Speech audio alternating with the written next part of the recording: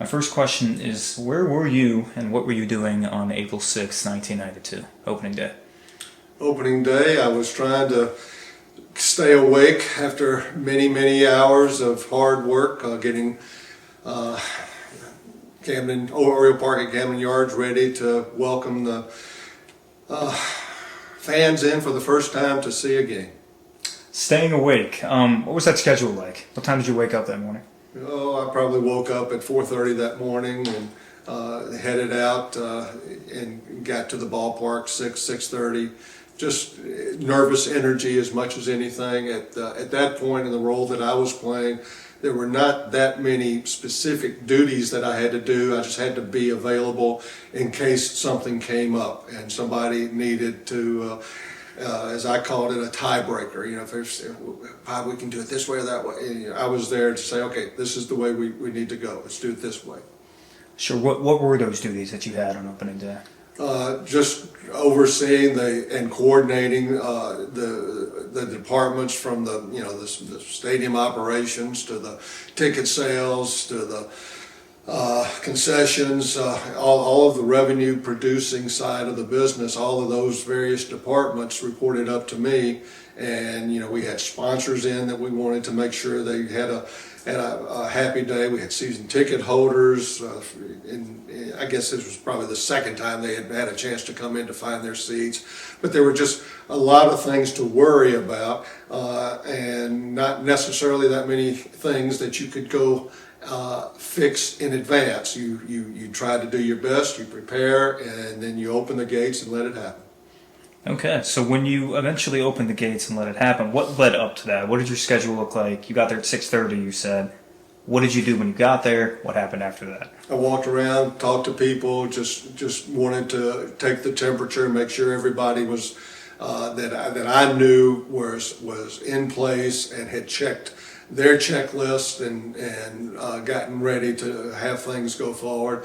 It was not so much down in the clubhouse or on the field. The baseball side was going to take care of itself. My concerns were the fans that were coming in. Were we prepared to have them have a positive experience? Because all along, that's what this new ballpark was being built for the fans to enjoy themselves, to make them want to come back, and frankly, to come spend their money with us so that we could then give the general manager more money to go build a team. I mean, it's a virtuous circle that we work in.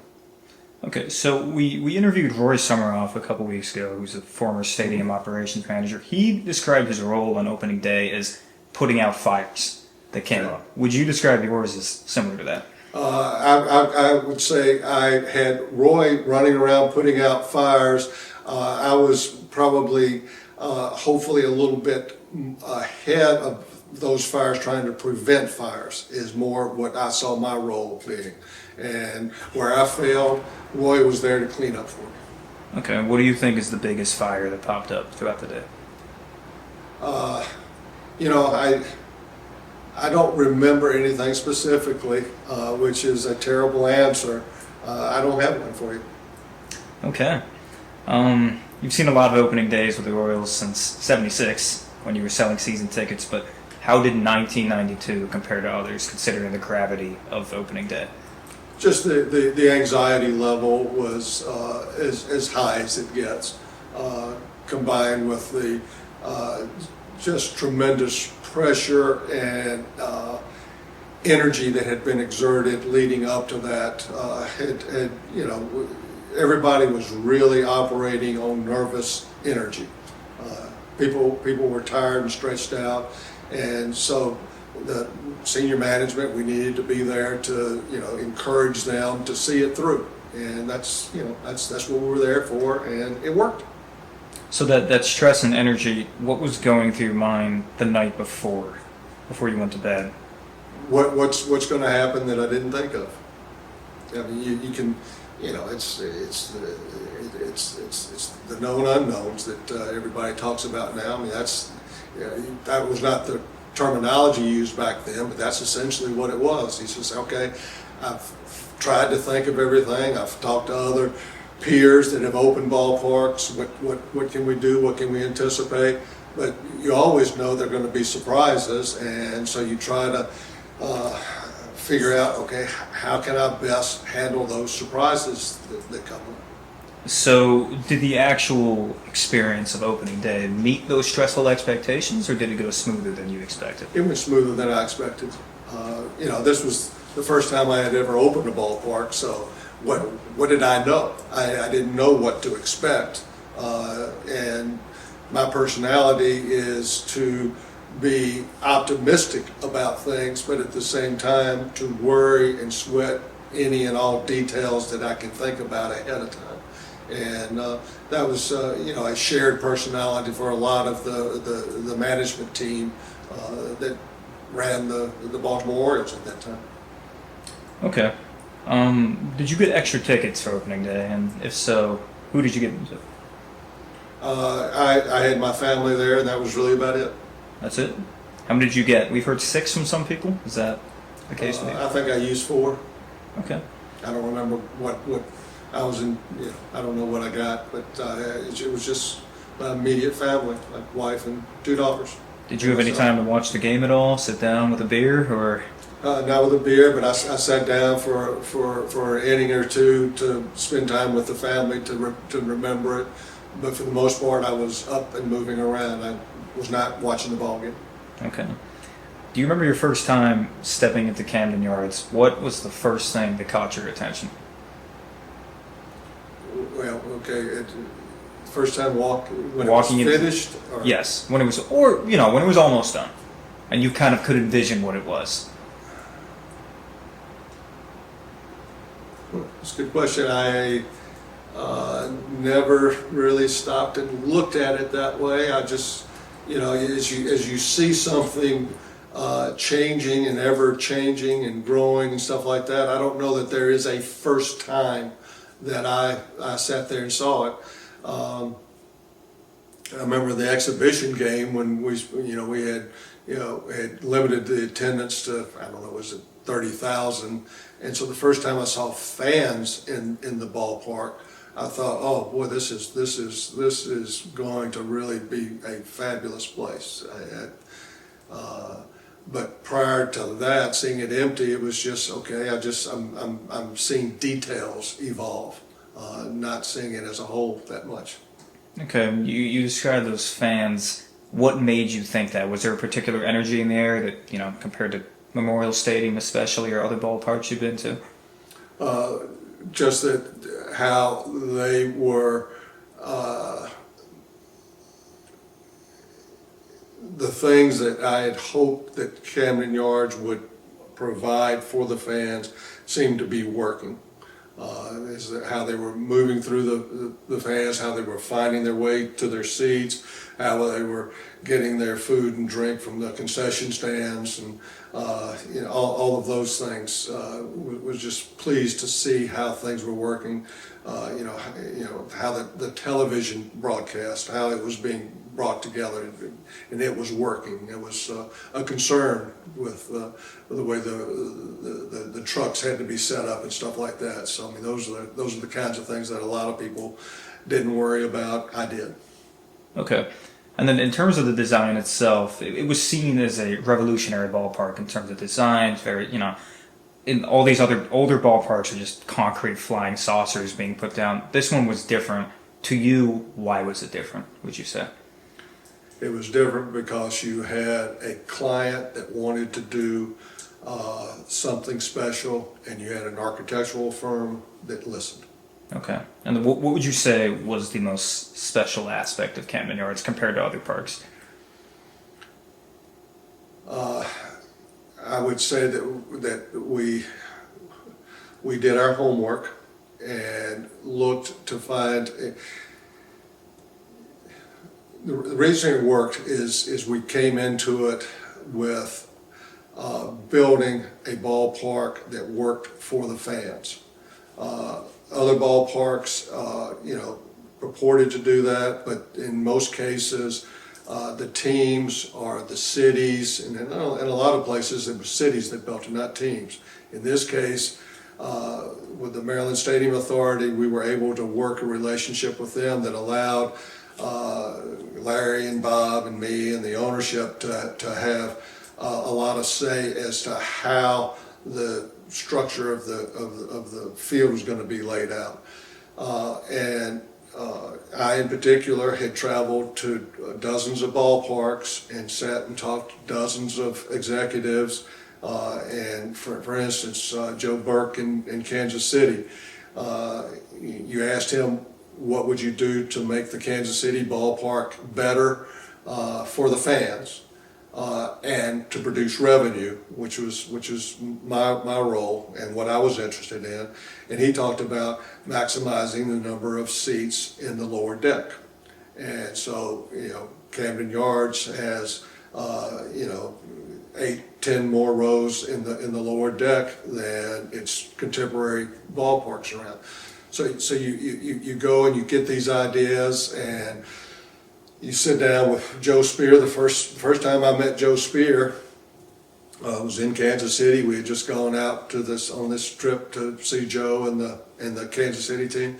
And then on the way back to the airport, he started quizzing me as to whether we wanted it to be steel or concrete.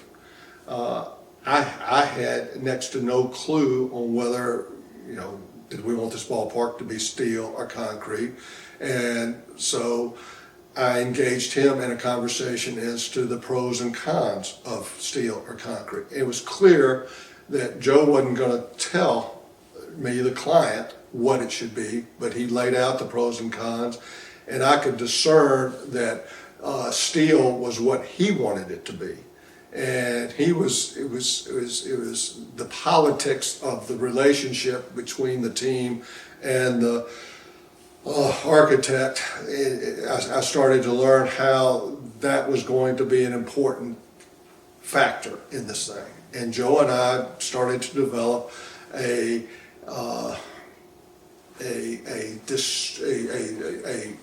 discrete way of conversation on trying to figure out, okay, what did we want? Because we wanted the same. He wanted what we wanted, but we had to find ways to pay for it and to get it accepted by very strong personalities like Larry Lucchino and Bruce Hoffman and Herb Belgrad. A lot of these people, had not necessarily agendas, but they had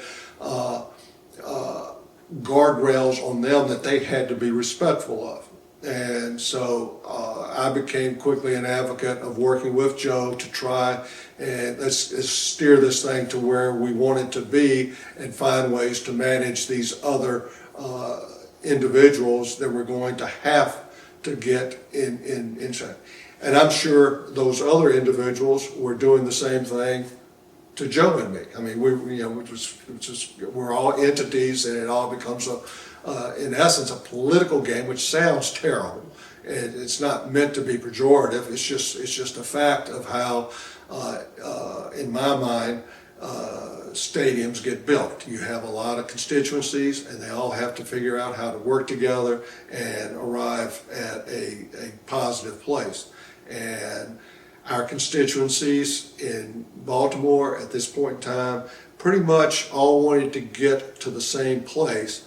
Finding out how to get there was always not a straight line, though. Okay. Is that camera okay? Yeah, it's all good. It's still recording? Yeah. Got it. So in terms of, you talked about the design a lot.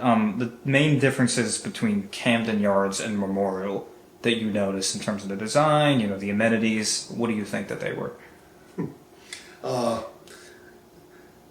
don't have enough time.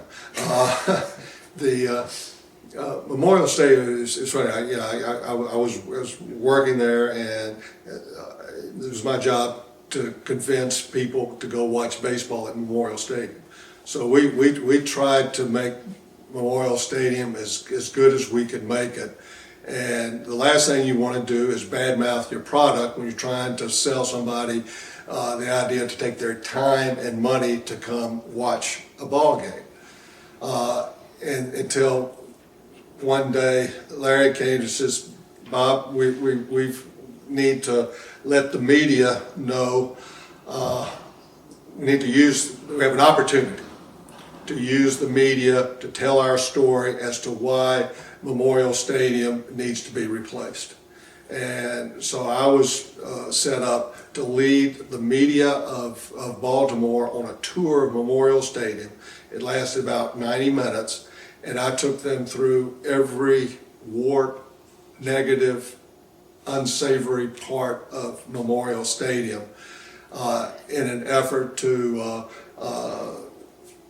convince the media to be on our side, to sit there and explain why, you know, we need the state's help in building a new ballpark.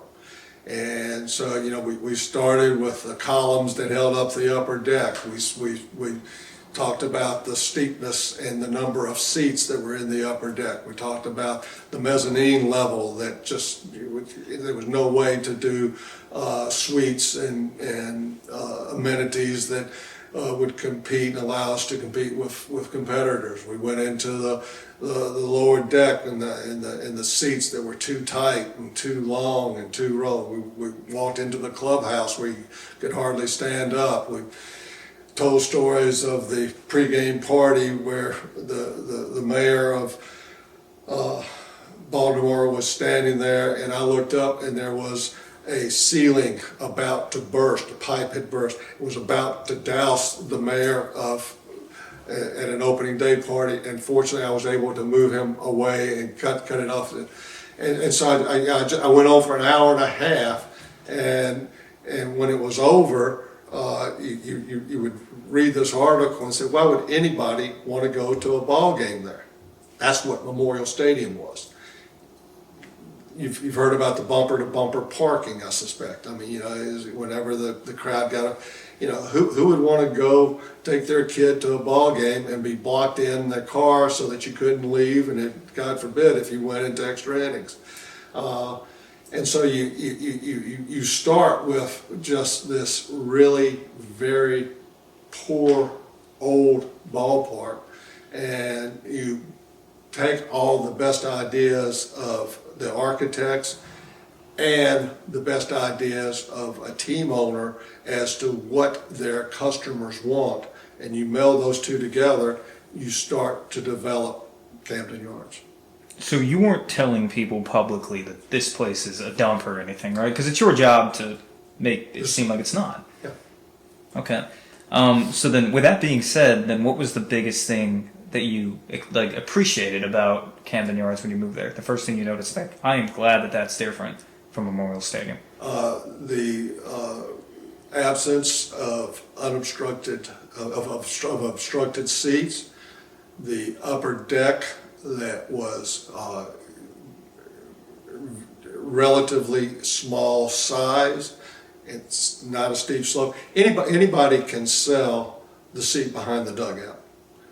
The task is to have seats that on a game day, you know, your 40,000th seat. Is it worth spending X dollars and the time to go to a game and sit there? Will I enjoy sitting in that seat?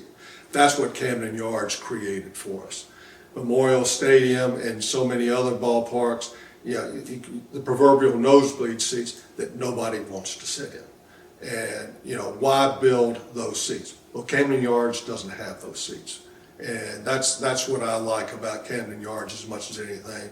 You know, you can talk about its intimacy and stuff like that, which is all true, but from the guy that has to maximize revenue in a place, I like the fact that the valley is high as well as the peaks are high. So what do you think was the reason for that? What do you think made that 40,000th seat so much more appealing than the 40,000th seat at Memorial Stadium? I like to think that Bob Aylward and Joe Spear made that difference.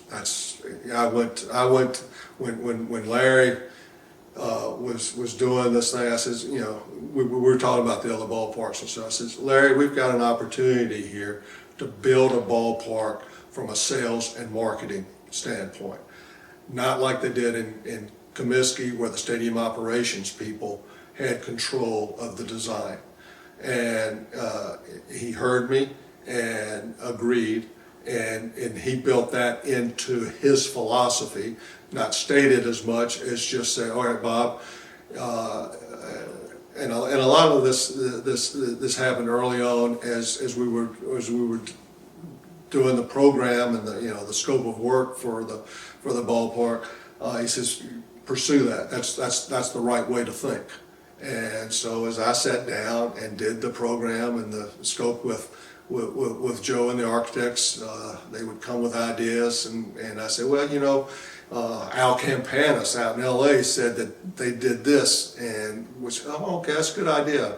And I would talk about in Memorial Stadium. This goes back to your earlier question. You get on the concourses, and it's like the old engineering classes, fluid dynamics. How liquid moves through channels and stuff like that. Well, in Memorial Stadium, the people are the liquid, the water, and they would hit turbulence, and fans and do not like turbulence. You want to be able to have flow, and so HOK said, we've never thought of it that way. He says but that's not a bad way to think about how we build and have people be able to move through. Which is not to say that Utah Street was a result of that, but Utah Street is a prime example of how this fluid dynamics works to move people from a very unusual entry from downtown Baltimore. I mean, all other ballparks you enter primarily from behind home plate and you're close to your seats. Well, in Baltimore, we had to get people from center field around to their seats. Well, Utah Street helped us do that. And this laminar flow was a subplot to having that work. Well, that came out of conversations that I had standing there with Joe and his team talking about in Memorial Stadium. We don't want any of this in our new ballpark. This is Ixnay. Other things about to go back to the comparison. I mean, I would argue that Comiskey Park or the new Comiskey Park, from a stadium operations point, maybe works as well or better than Camden Yards, because that was their focus. But Camden Yards was built from a sales and marketing standpoint, which I think is the right way to do it. Okay, that leads me to my last question before I switch over. Edward Bennett Williams would only commit to 1-year leases at Memorial. Why do you think that is? Because he's a smart man. Can you elaborate on that a bit? He just was. He knew how to make things to position himself best in a negotiation, and he was able to do that, and it maximized the leverage that he had to get what was right for for the Orioles. Do you think it had anything to do with the quality of the stadium when it comes to that? Oh, sure. I mean, he knew he had to have a new stadium, and so he was very much trying to position himself to get a new stadium, and that was a piece of leverage that he was able to put to use. Okay. Thank you, Bob. I appreciate it. Josh, you're up. Fantastic.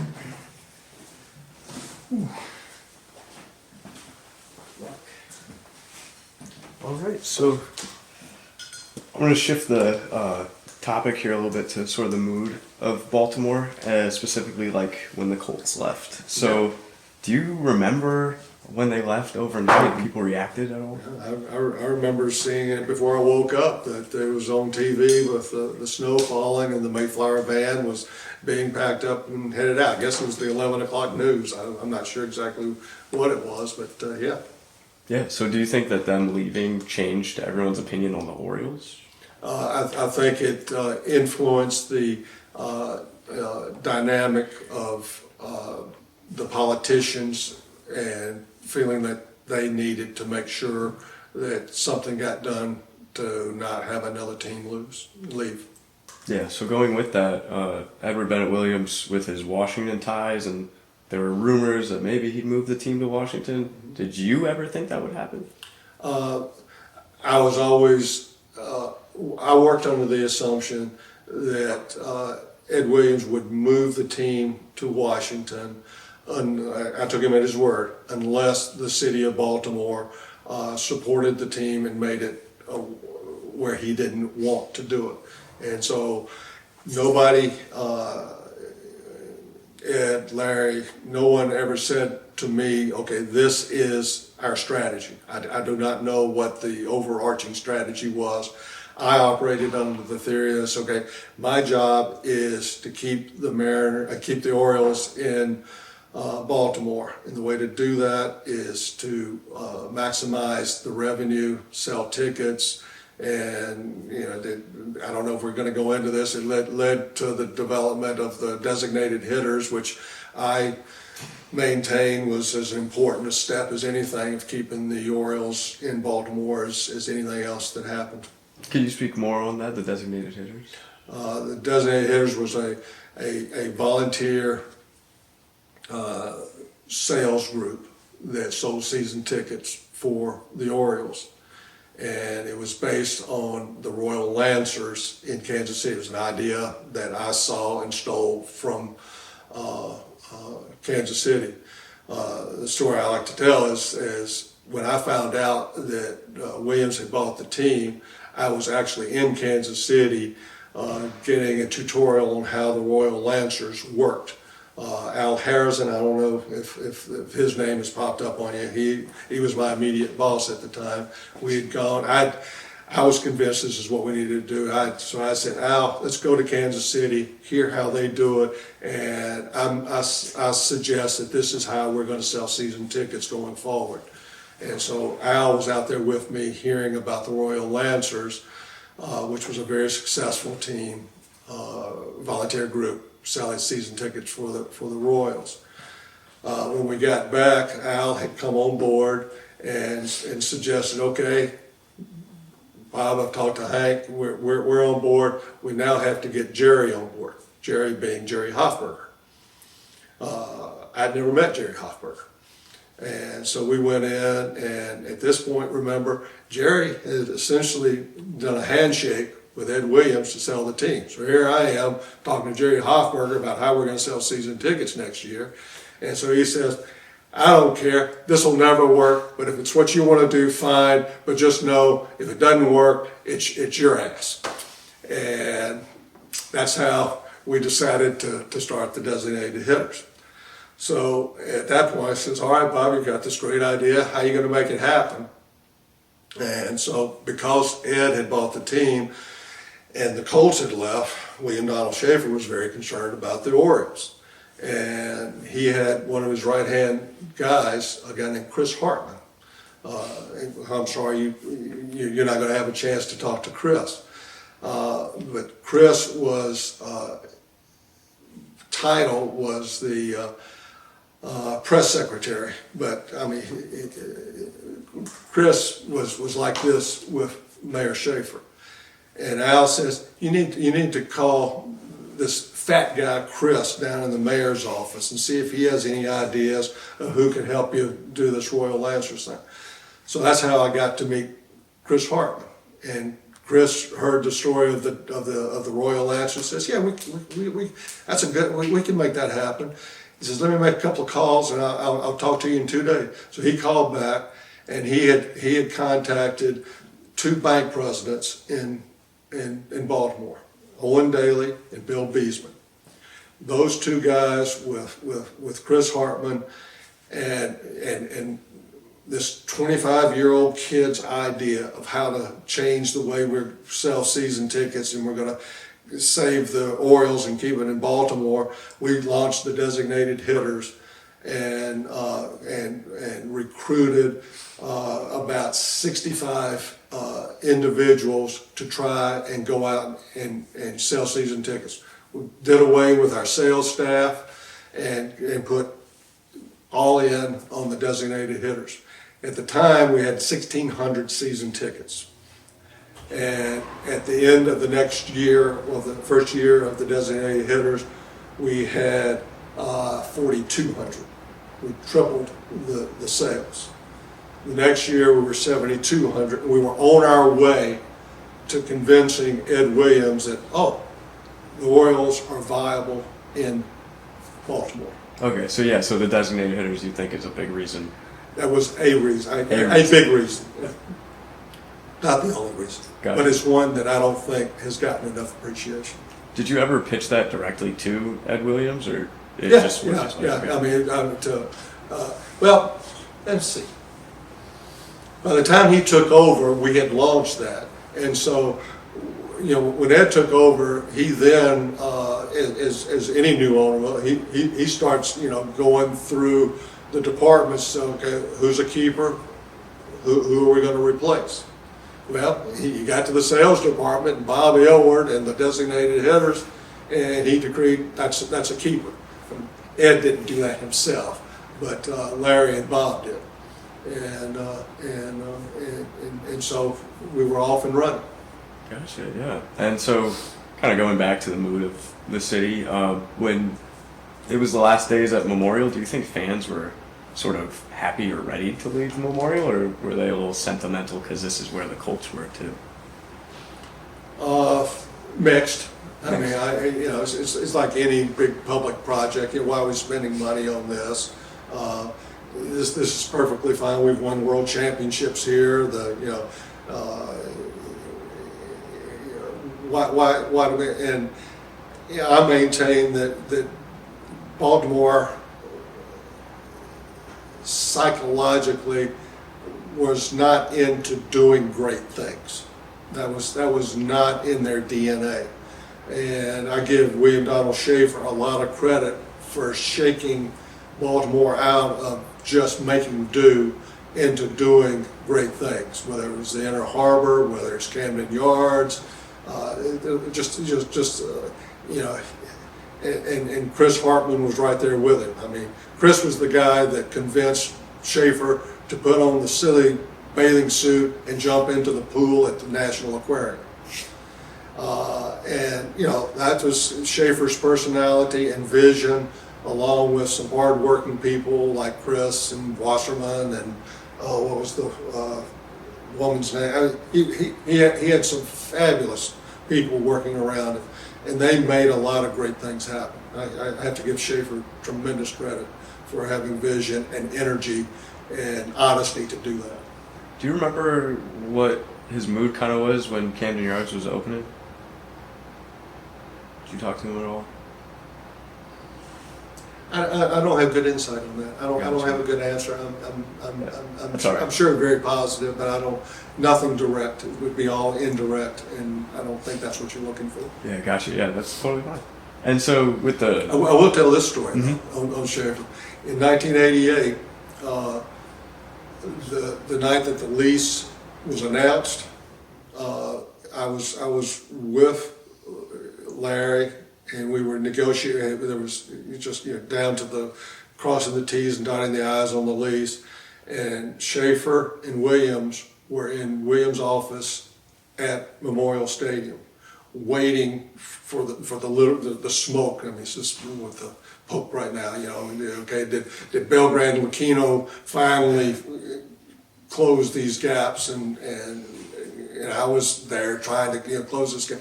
And sure enough, all right, we've got a handshake. So we were able to walk in and tell Schaefer and Williams, we've got a deal. And this was the night. You remember the Orioles started that year 0-21. Won one game on the road. This was the first game back, and the stadium was packed. 52,000 people were there to support this sad sack losing team. And it's one of the most memorable nights in my career is seeing that ballpark full, knowing what had just transpired down in the DC offices, getting the lease to secure the future. And so the question came down to, okay, how do we let the public know that this has happened? Ed was dying. He had cancer. He didn't have the strength to go out and make an announcement or anything. So here I am. I'm 25 years old. I was so young. I didn't know what I didn't know. So I was the only one in this room with all these powerful people that piped up and said, Ed, would you mind if the governor, if the mayor went out and made the announcement before the game? Here I am making the suggestion on what to do. And Ed said, that would be a good idea. I would welcome that. And so that's how Schaefer ended up going out and making the announcement in front of the people on this night. Which, you sit there and all the stress of are the Orioles going to leave? Well, not only have they supported the team, but we've got the future secured, and it was a great night. Do you remember the fan reaction to that announcement? Oh, it erupted. It was huge. Surprise, delight. It's fabulous. Yeah, probably felt like a big weight off everyone.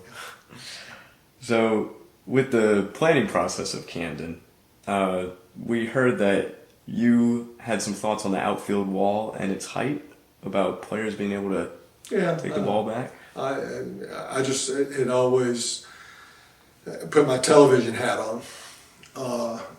In the coverage of the game, I just always remembered how at Memorial Stadium the dramatic catches that of the outfielder going over the outfield wall and catching the ball, and we had a camera location in Memorial Stadium that would not frequently, but had the ability to catch that catch, and what it was almost a unique view.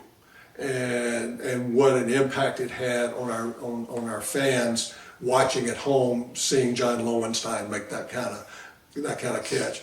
And so I just was a big advocate, trying to convince Frank, and by that time Janet was there. Says, hey, we should not lose the ability to have that camera view of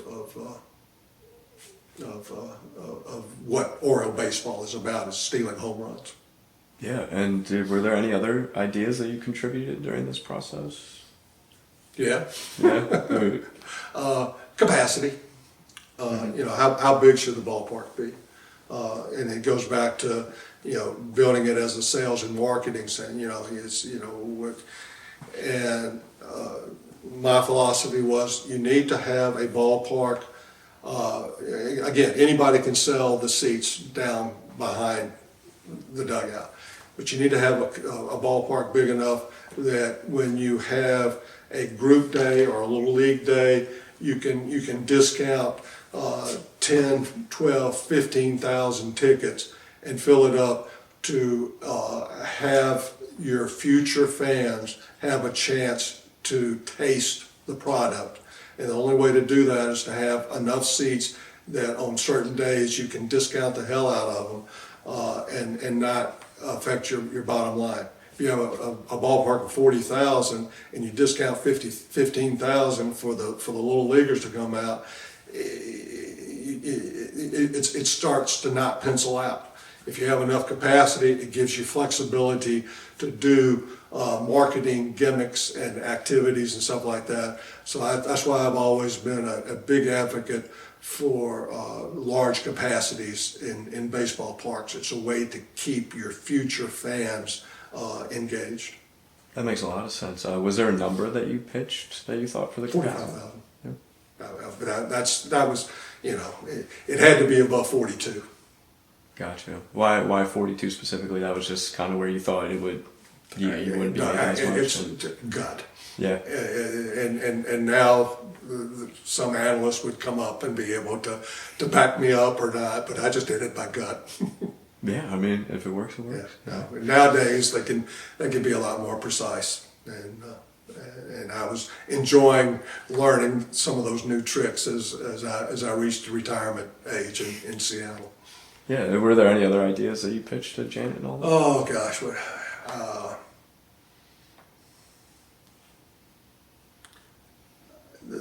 just the ability to have the groups, the bus parking, the just how the parking lots worked, and being able to how much time we spent with the traffic engineers and and the Century Parking people trying to figure out, okay, what's really the best way to get people in and out of here. And had a lot of ideas about how important that was.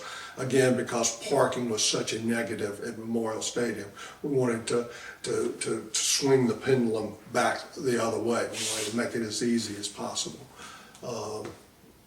And then when you got out to the Utah Street, just trying to figure out, okay, what are we going to do with this? Nobody had any specific ideas, so we were all throwing out ideas and things like that. Were fans pitching ideas? Yeah, always. I remember the bullpen, the positioning of the bullpen at Memorial Stadium. You couldn't really see into the bullpens. Could you talk a little bit about that? I was not engaged that much in that, Mark. I mean, I was more, considered down on the field, other than the outfield walls. I mean, that was more, Frank and the baseball guys dealt more in that than I did. Hey, I'm going to have to cut out and go back to campus. So I'm going to shake this man's hand. All right. And then, Okay, I hope this is what you were looking that's for. great. That's great. Okay, Thanks so much for making the time. all right, happy to do it. Okay, We'll guys. see you in like a. Yeah, don't eat lunch. Don't eat lunch. Gotcha. Okay. Sure. Do you have time for just a few more questions? Yeah, what time is it? It is 10:30. 10:29. Yeah, I can go to 11. Okay. Come see us, Mark. I will. Oh, yeah. You get out to Portland periodically, don't you? Yeah. I like Portland. Okay. Come north. 3 hours. All right. Have a good one.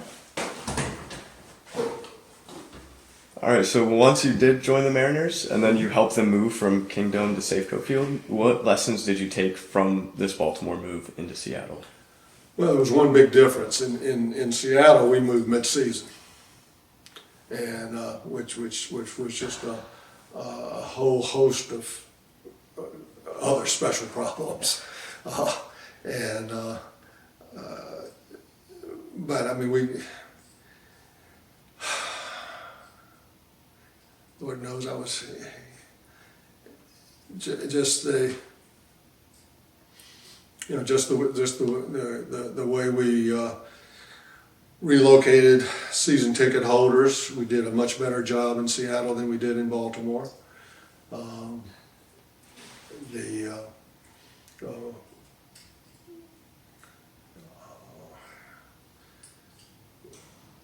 We had less of an opportunity in Seattle to have dry runs, which is really what made it much more difficult. We had the exhibition game in Baltimore that allowed us to have, in essence, a dress rehearsal. Little thing that mattered. I mean, at that exhibition game, I remember we still didn't have a backstop behind home plate 3 hours before the game. We were still debating what kind of backstop we were going to have, and we had the installation crews there to do either a straight up, or in Memorial Stadium we had an up and drape back. And there were pros and cons to doing it both ways, and eventually we went with just the straight up. But in doing that, it created some vulnerability to foul balls being able to get over and in, and so the liability on that was worrisome. And nobody liked to talk about that because nobody wanted to go on the record and put themselves front and forward for a lawsuit. And at the same time, it was like, okay, hey, we got to do what's right by the fan and make them safe. And oh, by the way, we also have to make our TV partners happy. We can't have them shooting through a net that their cameras get obscured. So finding a balance on all of that, I had learned and made that one of the first decisions in Seattle that were going to be made. What kind of net are we going to have? So that's it's just a little pimple on the process, but that was there. just having points of sale for concessions, trying to get that even enhanced more. Restrooms, we did a better job of having restrooms work. Again, fan amenities. The ballpark in Seattle has even more seats downstairs than Camden. We took the Joe Burke philosophy even a step further. We worked at having the in-game scoreboards and information systems superior to Camden. We worked on having the back of the house, clubhouse and warehouses and stuff like that were enhanced. One we missed is it's not as, although Camden isn't all that great either, having on-field access for concerts and things like that. Both ballparks should have had better access for those kinds of things. Does that cover it? Yeah, no, that's great. That's great. A big part of our project here, there's big debates about who gets credit for the design of the ballpark between like Larry Lucchino, Jan Marie Smith. Where do you fall in that debate, would you say? Underappreciated. I was a piece of the team that did it.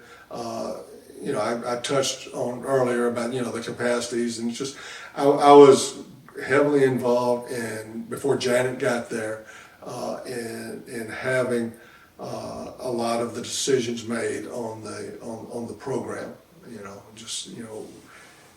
Anytime you do an architectural project, I just built a house. You sit down with the architect, said, okay, what do you want in your house? And that was my job. I did that, but I don't feel like I need any more appreciation.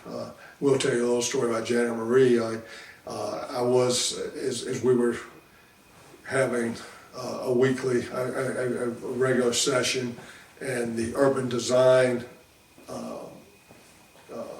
consultants were coming in and we were talking about, okay, what should we do around the outside of the ballpark, or the curtilage, which is one of Larry's favorite words that I learned from him, which is the outside part of a building, is the curtilage. Oh. And I was sitting there saying, talking about urban design, I don't know. And so that's one day I went back to Larry and said, Larry, I'm happy to sit in these meetings and represent us and make these decisions, but I don't know what I'm talking about. And I would suggest that we get some help. And at that point, he says, good, read this. And he picked up and he tossed me a letter. And it was the letter that I'm sure you've heard about, that Janet Marie had written to Larry, saying that she was interested in our project. And Larry says, after I read it, says, what do you think of her? Was that somebody that says, that sounds really good. So I'm not saying that I blessed Janet Marie being hired, but it's just always amused me how just at the point in time where I was saying uncle to needing some help, Janet Marie's letter happened to hit Larry's desk, and he had just read it as I was saying that to him. Oh, wow. And so she came to town, and he said, take her out to dinner and see how you get along. And she was from Mississippi originally. I was from Mississippi originally, so we ended up working very well together. I have the utmost respect and admiration for her. That's fantastic. She was great addition. Yeah, that's fantastic. Is there anyone else that you think was maybe underappreciated in the design of all that? That's a good opportunity here. Well, I mentioned Chris Hartman.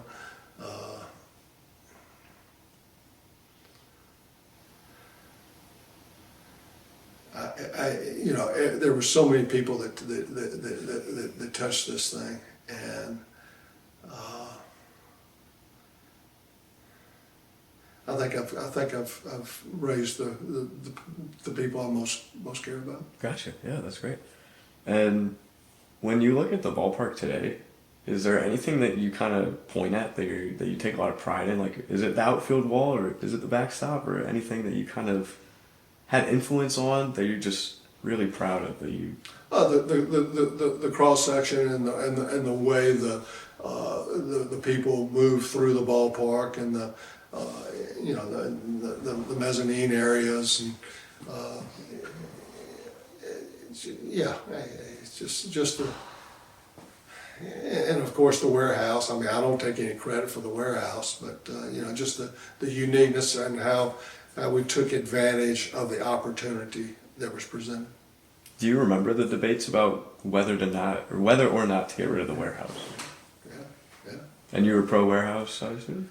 I think I was tear half of it down. Keep the half that overlooked the ballpark. But the other half just kind of got in the way of operations and traffic and stuff like that. Let's get rid of that. Keep the part that's going to be seen and get rid of the part that's not. That's where I was. But I did not argue strenuously for it. I was asked my vote, and that's what I said. Gotcha. Yeah, that makes a lot of sense. So we found in a Washington Post article that Eli Jacobs referred to himself as the architectural conscience of Camden Yards. Do you agree with that at all? I think it's like a lot of us. We want to take more credit than we deserve, and he's guilty of being a human just like the rest of us. Yeah, that makes sense. Yeah. And so just to kind of close it out, I just want to ask a couple more questions about Edward Bennett Williams. What was it like working for him? How often did you talk to him, and you remember? He was an individual I did not have the opportunity to interface with as much as I wish I had. Anytime I did, it was a very positive experience. He was a serious but wonderful individual that I liked a whole lot. He had a quickest wit of anybody I think I've ever come across, and I'm sure a lot of it was he was always scripting himself and practicing ahead of time, but for one time that I greatly appreciate is we were trying to get the designated hitters to feel bigger and better about themselves. We had an annual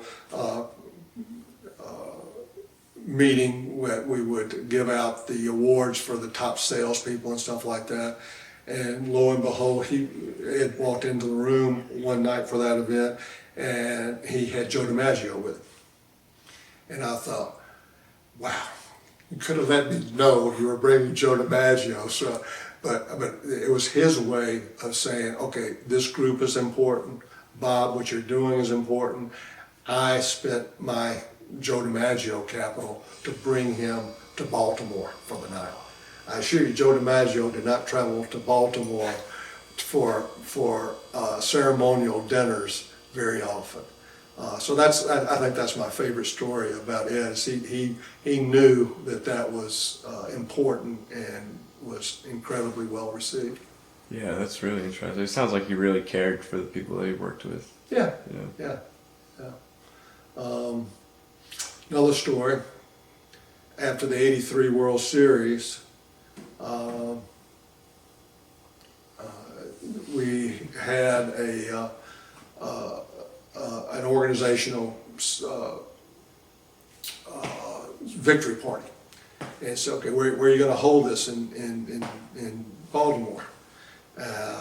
So Bob, find us a place. So I was assigned. So what do? I called my best friend Chris Hartman. I said, Chris, where do you think we should? Oh hell, Maryland Club's the only place to do that. And so we call up the Maryland Club and get it booked and everything like that. One issue: Maryland Club had never served an African American before.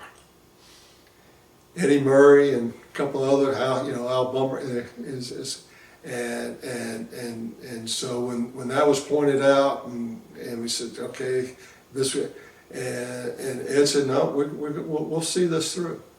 And he support, he didn't have to do anything, but we made him aware of it. And he said, no, let's see if we can't make some history here. That was I think that was his, if not his exact quote, close to it. And I always thought, wow, okay, that's the way. And I just said, again, I'm just this pipsqueak. At this point, I'm 27, 28 years old. I says, oh, that's how you do it. He says, let's see if we can make some history. And he was a great teacher of men. Wow, that's really interesting. Yeah.